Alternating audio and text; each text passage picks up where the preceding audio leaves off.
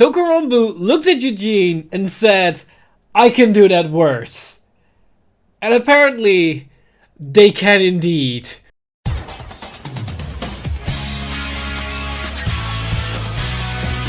Stand up! Vanguard! Hey Cardfighters, welcome back to another Cardfight update, and it's Tuesday, so we've got a couple of new cards to talk about. But surprisingly enough, I initially thought we only would get a new ride line for Touken Ranbu, and yes, we did. But on top of that, we also got the 2 boss units for the upcoming Monster Strike trial decks, so we have even more to talk about, and we get the first insight to what the Monster Strike sets or cards are going to do, and they're kind of interesting to some regards, but not really something that I expected initially, but you will see that once we go over these cards in a minute. But let's start first with the Touken Ranbu cards, and of course it's a new ride line, which means we got a new starter to talk about, which is of course Mutsunokami Yoshiyuki, and it's just a generic starter, so we can immediately go to the grade 1, which of course has the name Mutsunokami Yoshiyuki Sento. And Yoshiyuki Sento has the ability, although when this unit is rode upon by Mutsunokami Yoshiyukitoku, choose up to one of your opponent's back row rearguard and retire it. If it's not retired, soul charge 1.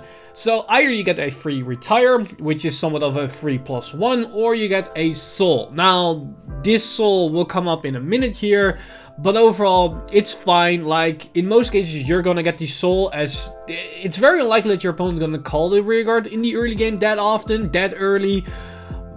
But as value-wise, it's kind of underwhelming. And then, of course, it also has the very generic right line secondary ability, which is continuous rearguard circle. During your turn, this unit gets power plus 2k. So it's a 10k attack or 10k booster. It's fine, it's not amazing, but it will do. Now, if we move up to the grade 2, which is of course Mutsunokami Yoshiyukitoku, we see the ability, although when this unit is rode upon by Mutsunokami Yoshiyukitoku, cost Soul Blast 1, choose up to one of your opponent's back row rearguard and retire it. If it's not retired, draw a card. So this is much better than the grade 1, because now you always gonna +1. Either you're gonna retire one of your opponent's back row boosters, or you're gonna +1, which is great. Now, interesting enough, this also counters somewhat of resist unit like the Trickster grade 1, because you cannot retire it, so I'm gonna draw a card, which is fine. It's not the most amazing type of ability. It does cost you a soul, and this is what you can get from the grade 1, which then means you get the draw or retire still for free, as you got the soul for free, but it's kind of... it's there, like, it's fine. But then also it has the other effect, which is continuous rearguard circle. During your turn, this unit gets power plus 2k, so 12k attacker. This is much worse than the grade 1, because it cannot be used as a booster. So overall, the ride line, it's kind of underwhelming. Yes, you can get free retires, but it's only for back row units, and this early on in the game, especially if you know you're up against this ride line, as you see the starter in the first place, and the grade 1, so you know what you're going to get. You're probably not going to call anything. And yes, they get a soul, and then that soul will turn into a draw, but gaining only a +1 all the way up to a grade 3, it's kind of lackluster in comparison to all the other ride lines we've seen so far, and even in Touken Ranbu standards, it's kind of iffy. So let's see what the grade 3 can do, and if it actually will turn things around. So the grade 3 that we've got for this ride line is of course Mutsunokami Yoshiyuki Kiwame, and Mutsunokami Yoshiyuki Kiwame has the ability Continuous on Vanguard Circle. If your opponent does not have any rearguards in their back row, this unit gets power plus 2k. Active during both turns. So it becomes a 15k body, which makes magic number with an 8k booster, which is fine, but overall it's kind of bad because it's only 2k, and your opponent can easily play around it by just calling multiple cards to the back row. Yes, it will then play into your retire skills, but even then, if they have an empty back row, it's only 2k. In most scenarios, it won't make a big difference. In some cases, it does. If you make that very special magic number with 23, that's suddenly not as good, because you can guard with 10k now, but seeing as 10k shields aren't as prevalent in current day and age, it probably won't come up all this often. Like, it's a fine ability, but it's not going to be game breaking here. Now, its secondary effect is Auto on Vanguard Circle. When this unit attacks, cost counter plus 1, choose one of your opponent's back row rearguard and retire it. then for each of your opponent's open back row rearguard circle, this unit gets power plus 5k for that battle. So this is a much better skill because this does play into his first ability, and this also plays into the right line because you're forcing your opponent to call units to the back row, which then you can easily retire, and you get actual value out of it because the more open circles with a maximum of 3, he can gain an extra 5, 10 or 15k power, making the attack that much threatening. Now, of course, you can play around this easily with Dragon Empire and certain other decks that have the resist unit. Just call them in the back, and this card doesn't do anything anymore. Like, you can counter plus 1, but you cannot retire anything, and because the entire back row is filled with resist unit, it also doesn't gain any power, and it's just a 13k vanilla Vanguard unit. Now, not every deck has access to this. Probably the only deck that can actually consistently pull this off is Dragon Empire with the overdress mechanic, because Trickster is a grade 0. Yes, Bastion can do it with the grade 3, but they will lose value if they cannot allow those units to boost as well, especially since those units have on-hit effects that you actually want to capitalize on. So it's probably less of an issue than Eugene, but in certain cases it is worse than Eugene, because at the very least Eugene can do other stuff besides just retiring, as he can just rest his unit to gain extra 10k power, which this card cannot do if the entire back row is filled with the resist units. But that said, it's too early to say if this card is worse than Eugene, because there's still support left to be revealed. Like, they only need one good rearguard and it changes everything. They already have a promo in the promo pack, the grade 1, that if something gets retired in the back row, you can put it into the soul and give one of your units 10k. That does synergize with this grade 3 and allows you to put more power numbers on the board, which is already much better than Eugene, because Eugene cannot really create power on the board, whereas this card with the support already can do that right now, and it's only with one card. So we need to see a bit more support, maybe cards that don't rely on counterblast, or maybe a countercharge engine, which is probably very much likely because Touken Ranbu is going to get support all over the place. So it's too early to write this card off. It does look very bad, but I think it's salvageable with just the right support, and it's seen it's an entire Touken Ranbu set. It's much more likely that we're going to get it in this set than what was the case for Eugene. Now, that said, we also got some Monster Strike reveals, and let's take a look at the grade 3 boss unit of the first trial deck, which is True Sacred Sword of Bond Excalibur. And this card is the boss unit of the starter deck, or trial deck, that is seen as the more easier to entry for newer players. It's a more basic strategy type of trial deck, so don't expect a lot of complicated cards and very straightforward skills, which we can see in this card because its abilities are continuous on Vanguard Circle. During the battle this unit attacks, this unit gets power plus 10k, so 23k attacker just right there on the spot, and that's actually pretty decent. But on top of that, we also see auto on Vanguard Circle. When this unit attacks a Vanguard, if you persona row this turn, cast counter plus 1, discard 1, choose one of your rearguards and stand it. Now, this is a fine ability. Like, I like the application and the scalability because you can restand a rearguard, meaning the stronger rearguards we're gonna get, the better this skill becomes. So we don't know how strong this ability actually is without any support seen so far.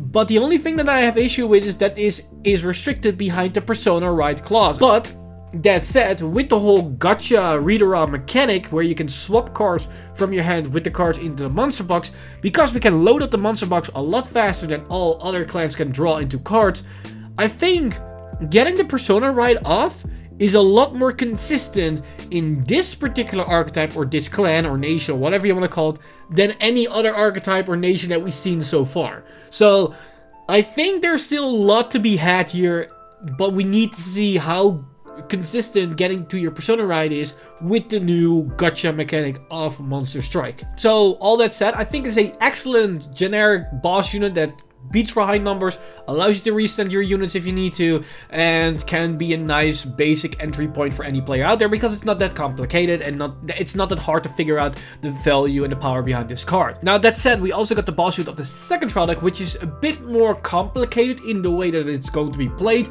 It's a bit more higher level entry point than the other trial deck. So let's see what this unit has in store for us, and her name is, of course, Laplace of Causality, and her abilities are auto Vanguard Circle. When this unit that is boosted attacks a Vanguard, cost counter plus 1, soul blast 1, choose up to 3 of your opponent's rearguards and retire them. That's actually pretty good value for counter blast, soul blast, retire 3 units. That's really good. Like, that is something that Eugene needs, and here we are in something completely different. Like, so far, pretty good skill, but on top of that, it also has the ability on the Vanguard circle. If you Persona Road this turn, again, same reasoning for the other year for Excalibur applies to this with the whole monster box, and it probably is a bit more consistent to get this condition. But what do we get for this condition? Cost, discard 1, choose one of your opponent's Vanguard, and its power is reduced to 0 until the end of turn. So we're getting into Zeal/Deleter territory where we put our opponent's power to 0. Now, depending on what type of support we're going to get, this can be very devastating. Like, it's basically a plus 13k to all your attacks if we're able to multi-attack for a discard.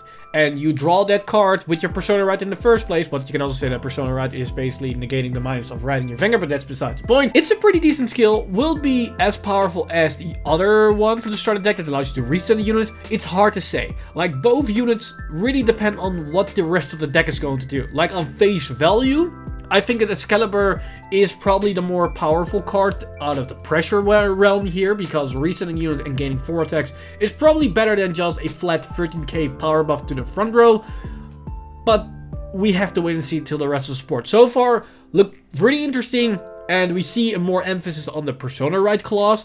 But that said, as I explained, with the whole Gacha Readera and the way that you can swap the cards in your hand with cards from the monster box, it makes getting to your Persona Right a lot more consistent than other decks, because you probably have access to way more cards than you would otherwise, because you can swap with any cards into the monster box in the first place. Overall, very interesting mechanic, and I cannot wait to see the rest of the cards. Like, this is just a glimpse, a taste of what Monster Strike has to offer. And yeah, we're probably gonna see more maybe in a couple of weeks. We still have a lot of Touken Ranbu supports out of the way, and also we going to have set 3 or set 2 reveals also very soon, at least I think. But that's all just speculation of what we're going to get. But that said, that's also all the reveals that we got today. Like, there isn't really a lot to talk about with the Monster Strike cards, because there isn't a lot that we got. But as for the Touken Ranbu reveals, yes, people have been saying like it's a worse Eugene and it's budget Eugene, but I think there's potential here. But it all comes down to what we're going to get for the rest of the support within the Touken Ranbu set. We got a lot of cards left to be revealed, so that a lot can change.